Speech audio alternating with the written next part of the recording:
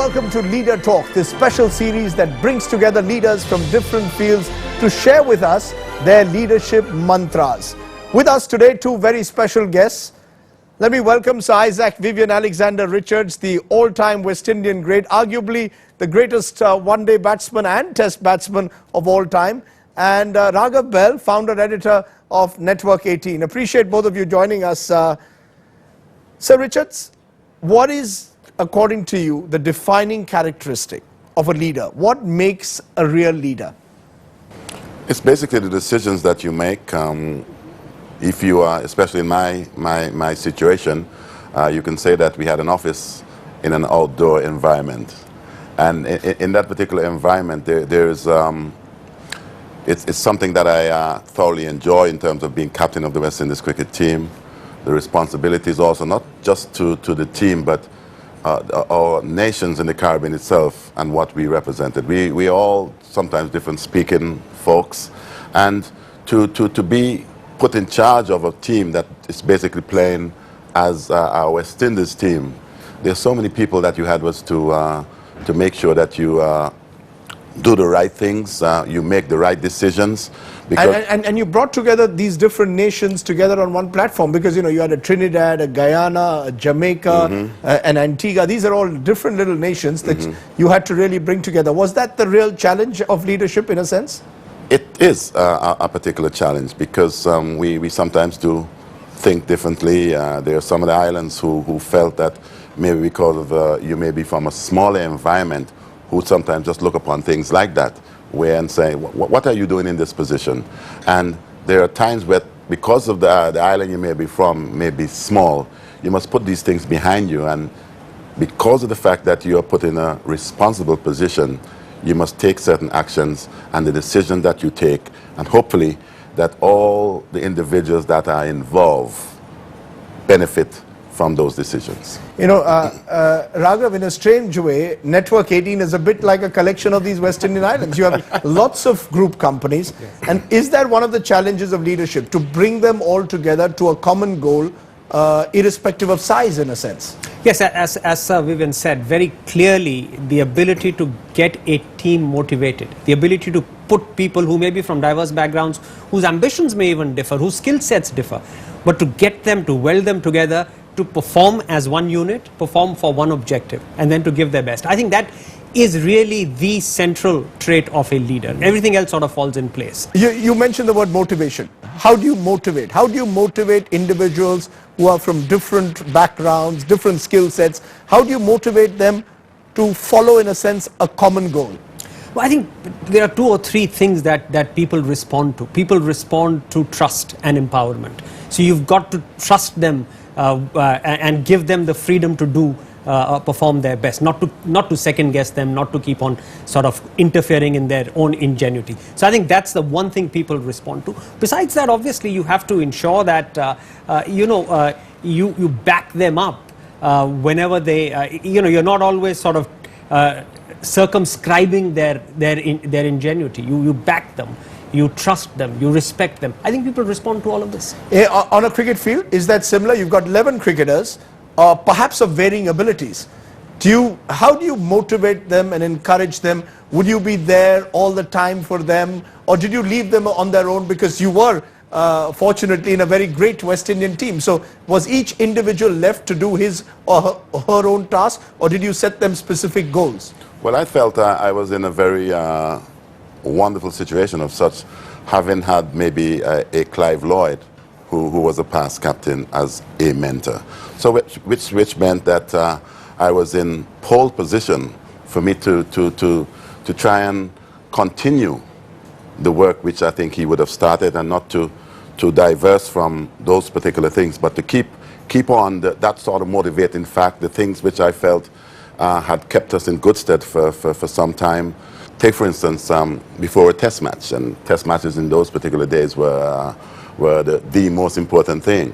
We would all get together the eve before that test match, and the guys do enjoy some Chinese food and things like that, and we'll get together and we make sure that the guys are gelling on that particular night, and just to make sure that you look in everyone's eyes, and hopefully for the battle which we're up we would be up against the next day that you are ready and prepared. One of the points from what you say, Raghav, is empowerment and delegation. Indians generally, Indian leaders have been seen as people who don't empower their subordinates enough, don't delegate enough. Is that a problem, you think, in general, that we tend to be over-centralized in our leadership, be it in politics or be it in the corporate world? I think that's a generational change which is now happening in India, Rajdeep, because up until now Indians have been used to small scale in everything.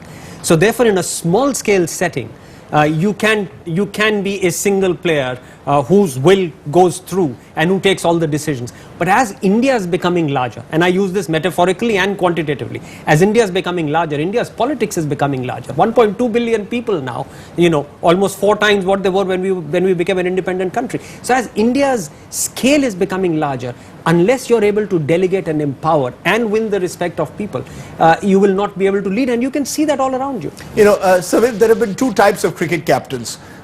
One who are seen as dictatorial, imperious, and say my way or the highway. And there are others who sort of always believed that the basic quality of good leadership was to give people space. What was your way? Well, you got to be a good listener also.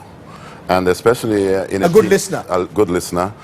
Individuals, not because they may not be that successful, but it's always nice to hear what everyone brings to your team meetings. And you make sure that you listen well enough. And sometimes you can see some guys maybe looking, thinking that individual may be talking utter rubbish at times. But sometimes that rubbish can mean something because that individual felt that I have a voice in this particular... So if a junior player in your team told you, Saviv, I don't agree with this decision that you're going to take tomorrow in the match, would you give him a fair hearing? Would you say, maybe you have a point? Or would you just sort of treat him as someone who didn't have the experience? No. You listen to everything. It is like sometimes you listen to some rubbish sometimes, and I've always felt when you listen enough, whatever is potent enough stays. And that, I think, is important. But the most important thing is giving these individuals a voice, let them feel like they are part of this particular unit. That's the only way that can help in order for your whole team organization to move forward. The other issue is, of course, accountability. How do you hold someone accountable who doesn't fulfill expectations?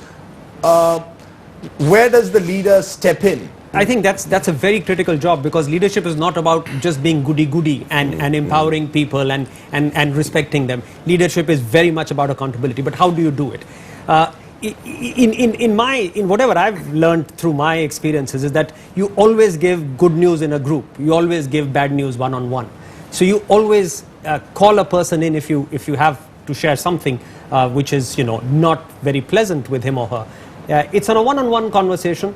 I don't think you hold your punches in that conversation. I think you lay it out and you say, listen, this was not expected of you, or that you have been lax. And I think you say it in as many words, and you say it without holding your punches. And that has to, and you can then trust that person to go out and deliver one more time. Give him all the trust again. But if there's a slip up again, remember, 2 is not so much a coincidence. 1 can be a coincidence. That's interesting, Saviv. Would you, for example, if a player whom you expected would score runs, didn't score runs, or a player who you expected would take wickets was underperforming, would you ever criticize him on the field or in a team meeting, or would you take him aside and say, look, this is what I expected of you, you're not delivering? Let me draw from a particular example. When I first took over, Clive, he has been at the reign for quite some time. So I guess the people that I was going to take over knew about Clive's style of leadership. I felt also that there was a style which I felt was good enough for us to move forward with, but to bring my own style to the leadership role. And when I say that, you may have an individual who may have gotten away with Clive's leadership. Take, for instance, we are all supposed to be singing off to the same hymn book, and all of a sudden, these individuals, we have a curfew at midnight, and these individuals, because of his greatness over the years, would get away because he was still making a particular contribution. Here, in my style of leadership, I felt I needed to do something about that. I needed to step in and say to that individual, I've got a couple of you old guys, and few young folks, who are part of this team, what's the best way in order for us to move forward? The curfew is for everyone, not for some, and that to me makes a whole difference. And these individuals can be of senior status, and so you call them in and you let them know that in order for us to move forward, this is my way in a sense, and I think it's not a bullish way, it's not a dictative way, it is a way in which we are looking to form team unity. And unity, in my opinion, when everyone is singing out of that same hymn sheet itself, that's when I think success is in the path. So Viv, on that sobering thought, let's take our first break. After the break, we're going to look at personal examples of core values. How do you instill core values in the members of your team? You're watching Leader Talk on CNN-IBN. Is leadership about drawing inspiration from others, or does it come from within? Well, you bring your own style, I think, to the table.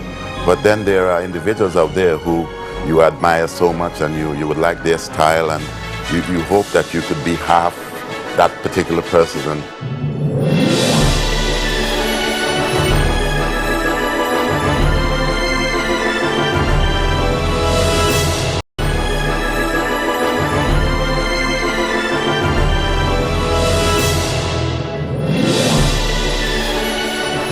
Welcome back to Leader Talk. We are sharing leadership mantras, leadership success mantras with people from different fields. Sir Isaac Vivian Alexander Richards, former West Indian captain, and Raghav Bahl, founder editor of Network 18. So Viv, I'm going to take you back to a story which I was told, which perhaps defines you as a person and possibly as a leader. You were offered a lot of money to go to South Africa in 1980 when South Africa was under apartheid, and you refused and rejected it. Was that a core value about your personality that told us all about your personality, or was it just the kind of leader that you wanted to be?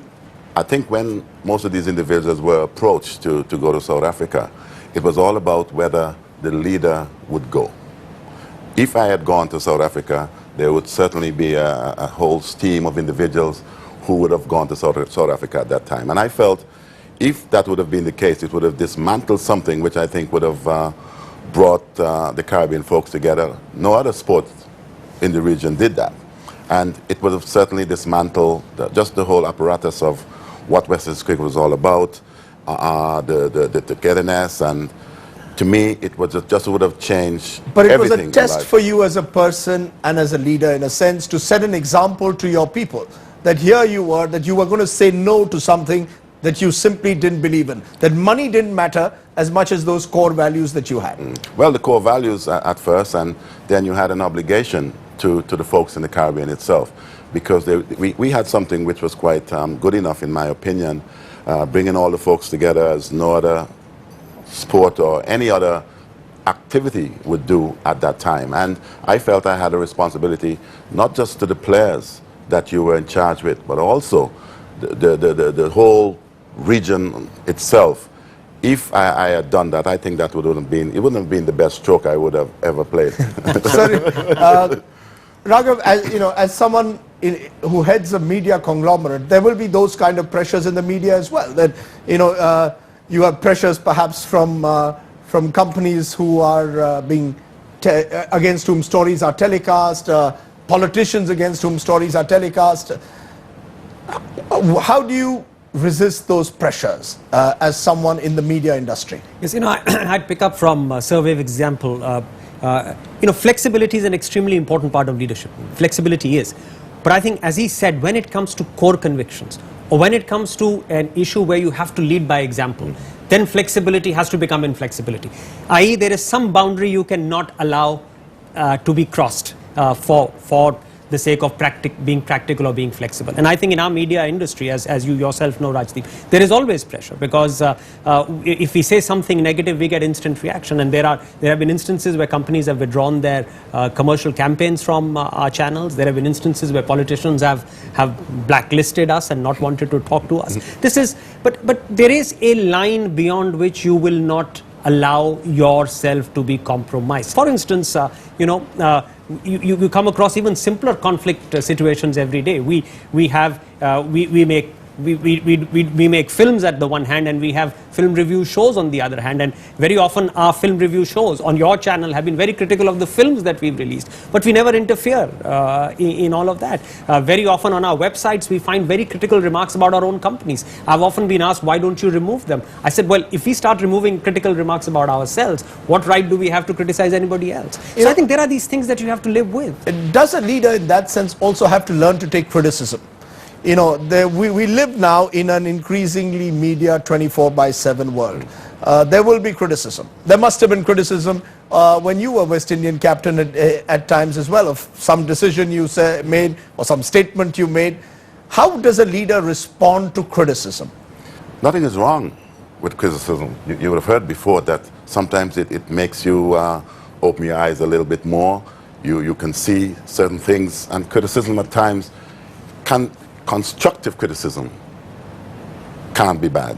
But if you are seeing criticism where you do not see the results, where all these criticisms being coming your way, then you put aside that little flexible side of things, and then your style of leadership and what you believe in at that time, you should never back off.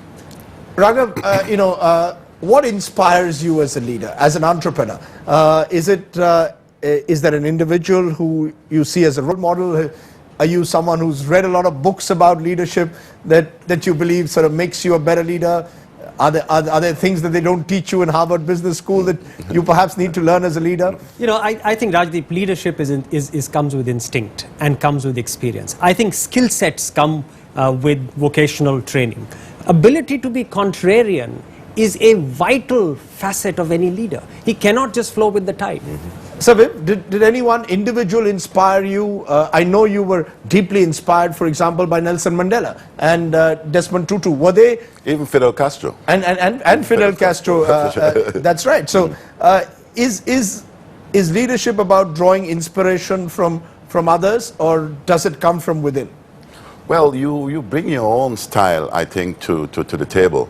But then there are individuals out there who you admire so much, and you would like their style, and you hope that you could be half that particular person, and the decisions that individuals make, that you can be somewhat in that same sort of a mold. You were inspired by what, for example, in a Mandela or a Castro? Very different kinds of Well, when I looked, people. let me first say Nelson Mandela, being in prison for such a long time. And then when he actually came out, a lot of people felt that he would come out with this amount of hatred, and for a guy who would have been through so much, you could understand if he did. But for him for that country itself to have moved forward, rather than to take maybe the radical side of thinking, for him to move towards reconciliation rather than move towards hate. And this is what I think would have made South Africa a better South Africa today, and minus the bloodshed. And to me, that is falling in someone who I think, where leadership is concerned, that is also leadership to a certain degree. Picking up from this very example, I would say someone like a Pandit Nehru, for instance, had the quality of going against the grain. For instance, the kind of social and legislative reform that India did through the 50s. We don't quite remember that today, but what India did through the 50s, universal adult franchise, equality for women, reform of Hindu succession laws, those were revolutionary things. The whole route that democracy took in this country, the fact that he was such an inclusive person that even opposition leaders could reach out to him, I think that kind of inclusive leadership was really what laid the foundation of India. And I would rate him as someone very high in at least my personal life, as someone who really embodied leadership. If you had to give one piece of advice, Raghav, in conclusion, to lots of young Indians who may want to be leaders in different fields, what would that be? Well, don't let adversity and failure take you off what you want to do, because it's after you've dealt with adversity and failure that the true test of leadership is passed. So let that be your stepping stone to success. Well, Raghav Bahl, Sir Viv Richards, you've conquered many adversities to triumph and become leaders. Appreciate your joining us. on Leader Talk. Thanks very much.